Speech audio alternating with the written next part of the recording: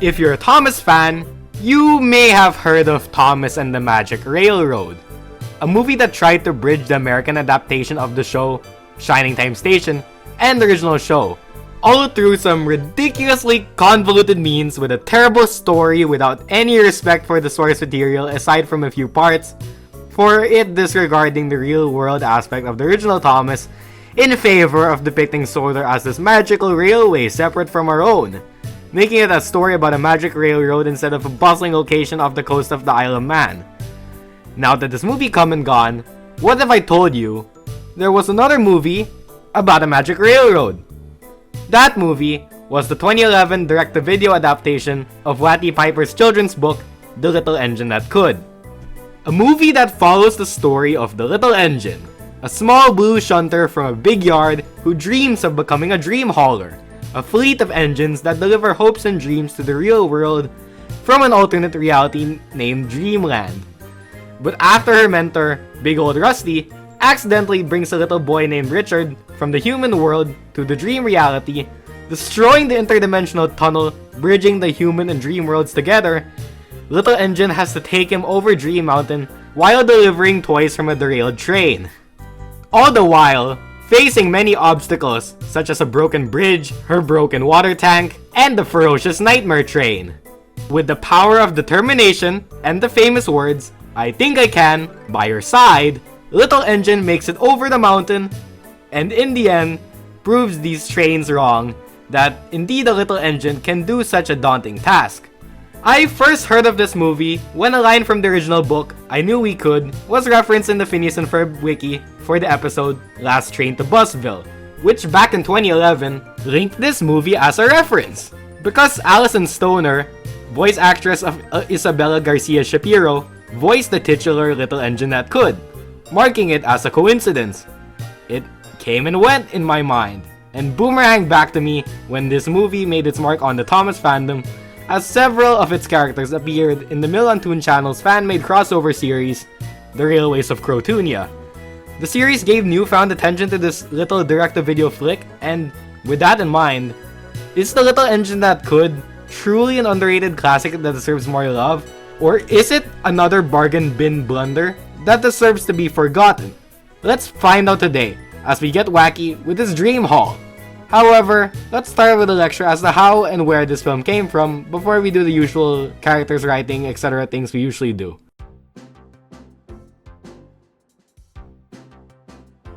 The Little Engine That Could started as an American folktale meant to teach people, especially children, optimism and determination.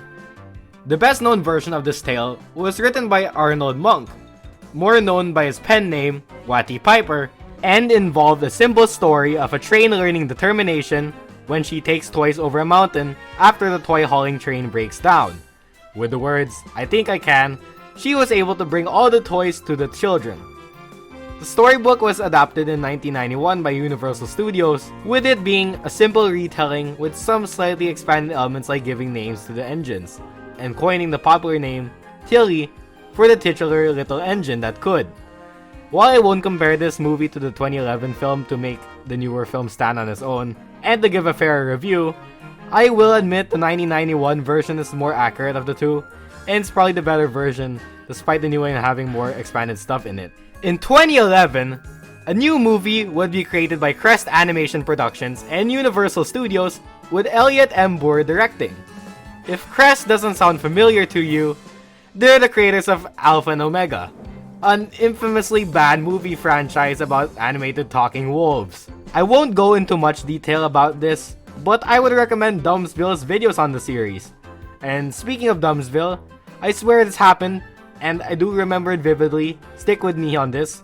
But while I can't find the comment anymore, there was a comment on his first Alpha and Omega video that came from an ex-employee of Crest Animation, venting about how both Alpha and The Little Engine That Could being made in only 11 months, with neither film having enough time in the oven for the writing process.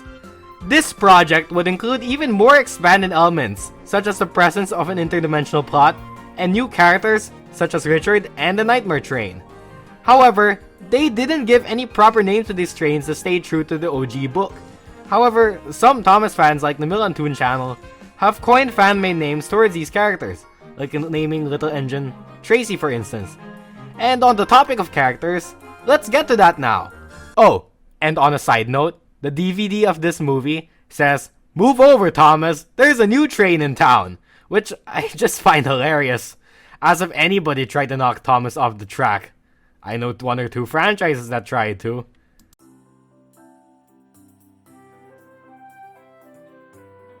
For a rather weird premise, I think the characters are handled well, for the most part, but we'll get to him when we get there. Let's start with the titular Little Engine.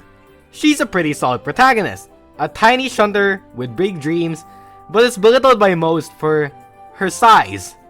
She overcomes this by believing in herself through self-confidence. Generic and predictable sounding, I know, but it's handled decently.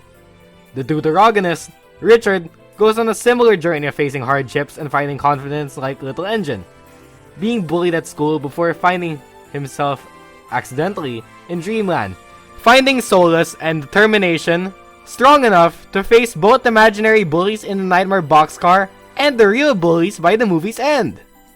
This movie's villain, the Nightmare Train, while having a cool design and an ominous voice courtesy of Ray Porter, is probably the worst handled character in the entire film.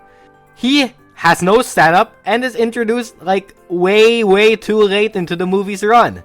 Though I'll get back to him when I talked about the movie's writing and plot. The band of toys are kinda forgettable, though it's cool that all of them, save for maybe Julian the ballerina, are important to the plot in some way. Like how Ace the airplane is the one that alerts Little Engine about the toys and Richard being missing. Or how Major the Nutcracker's badge is what patches up the Little Engine's broken water tank. More on that later. The side characters are also wonderful. The Tower is a kind yet strict figure who gets things in tip-top shape. I do like her demeanor, and Whoopi Goldberg's performance as the character does help too.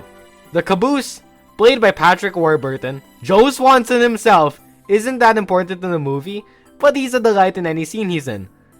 But an important figure, Big Old Rusty, is a pretty large figure in the film.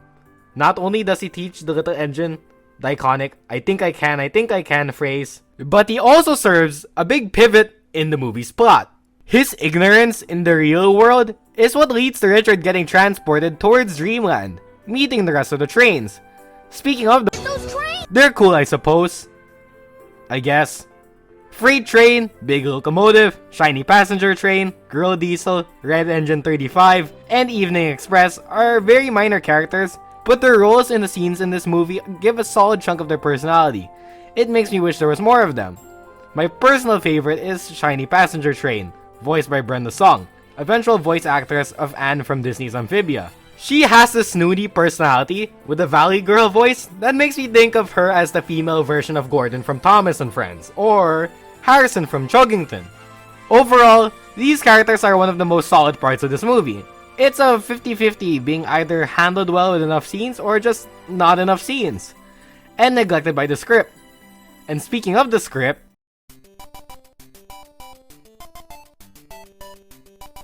in terms of plot, it's pretty straightforward despite having a rather bizarre premise for what is otherwise an adaptation of the Little Engine that could. Like, it has a simple point A to point B plot while also having an interdimensional element to it. It's perfectly average. Nothing more, nothing less. The script's writing is perfectly inoffensive, not bland thankfully, because some pieces of the dialogue caught me off guard for how clever it is for what's otherwise a cheap direct-to-video kids movie. Besides the general pandemonium and ominous state of affairs, not a clue. Remember when I said that the Nightmare Train is the worst handled character in the entire movie? Well, I am not lying. He shows up way too late into the movie's runtime, showing up 48 minutes into this 1 hour and 21 minute movie. All without a setup at all. What's more insulting is that the Little Engine says, "You're the Nightmare Train?" As if she already knew of his existence. As if they cut a scene that introduced him earlier. If I had it my way, I would have had Rusty mention to watch out for a creepy engine that terrorized trains up a mountain, showing a better reason for why the trains use the magic tunnel instead of, what was actually in the film. And not only that, it would provide a better explanation and introduction to the Nightmare Train. If I learned anything from a filming camp I took, It is the setup stuff with an effective payoff. This movie does a pretty bad job of setting up and paying off stuff. Another poor setup is the little engine's boat. It seemed to be important as Richard kept in his pocket, and there was a scene dedicated to it. You'd think the little engine would need it in the scene where she has a broken water tank, therefore they needed something to plug it in. But for some reason, the toy soldier's badge is what they need to patch it. Really, writers? Either set up the badge earlier as an important thing, or just use the boat instead. It's not that hard. Thankfully, the boat is still important. Just as what motivates Richard to fight the bullies at the end of the movie. But I think it would have been more rewarding if it was used to patch up the little engine's water tank. It would be so awesome. It would be so cool. The script's logic is where a bulk of the nitpicks of this movie come to be, as it feels confusing. Confusing in the sense that parts don't make any sense in regards to the world building. On the subject of confusion, it's a weird how it is a shock that Richard is the first human in the real world in Dreamland to these trains, when there are humanoid catering features in Dreamland, such as the little engine's working water controls, or the bench that he sits on, or the fact that Shiny Passenger Train and Evening Express haul passenger trains and, well, loads of toys. Though maybe you could excuse those nitpicks by saying maybe the toys are the ones operating the trains, which could feasibly work, but we see no toy, or like anything, operate the trains before Richard's arrival. Overall, the writing is probably the weakest part of this movie, in a film full of decent characters and animation. And speaking of animation,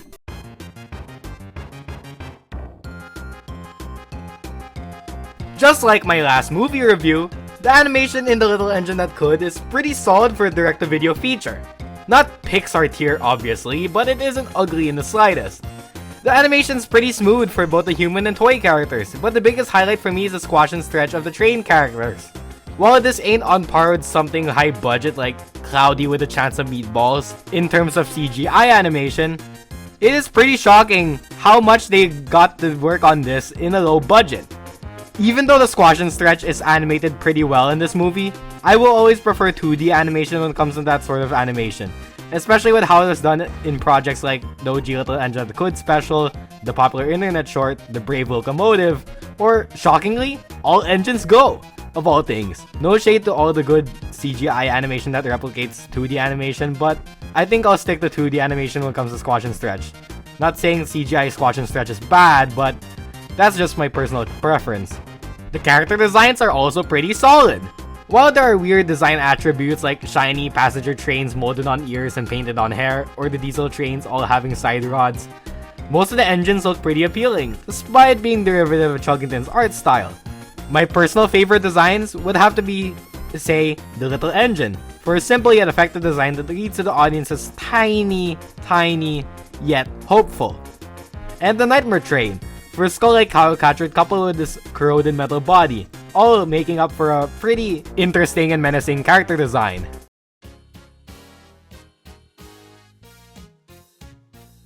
After a watch party with some friends on this movie, I find The Little Engine That Could to be a pretty interesting, half-decent experience. While I'd watched this over most of the modern kids movie slop companies like Illumination pump out, there is undeniably room for improvement due to how pretty mid it is. Like, this movie was so close to being decent, but because of stupid writing decisions and logic fumbles covered by solid animation, solid music, solid concept, solid characters, on top of the good message, it just isn't worthy of a 6 out of 10. As it stands, it just feels like a 5 out of 10 in my book, maybe a 5.5 out of 10 due to one key factor. I unironically prefer it over Thomas and the Magic Railroad. I know you are all in shock. Yes, Magic Railroad is indeed a classic, but I personally mean it. Just like Little Engine, yes, it has solid music and solid characters, but what makes this movie slightly worse than Little Engine That Could is how convoluted the story is due to the amount of stuff crammed into it. Not to mention that Thomas, unlike Little Engine, is barely a main character at all in that movie. Overall, I prefer the simplicity of Little Engine over the stupidly over-the-top nature of Magic Railroad. It's the same reason I prefer Cars 1 over Cars 2. While I know certain people prefer Cars 2 over 1 due to having more things in it, I think the simplicity of Cars 1 makes for a better movie due to the pacing and intimate character moments. After all, less is more, am I right? Like, I know Cars 1 is a way better vehicle movie than The Little Engine That Could, but hey, it tried. Hey, at least it's not Cars 2 bad. Or it could have been worse. Could have been Mighty Express bad. What a train wreck! Well said, Big Locomotive. Well said. And with that all and done, this has been Waxter. Like, comment, ring the bell, and subscribe. And most importantly of all, stay wacky. I am still I'm moving, watching the world fly by. There before you know it, here for the blink of an eye. And I know what is precious, what to hold, what to let slide. I am in this moment, here for the joy of the ride. So, remember when I asked you all 6 months ago to see which talking vehicle show deserves a positive retrospective after Chuggington? Well, it's been long overdue. So, my next video will be about Rory the Racing Car. A big, fat, juicy retrospective that will release next after this video. See you soon!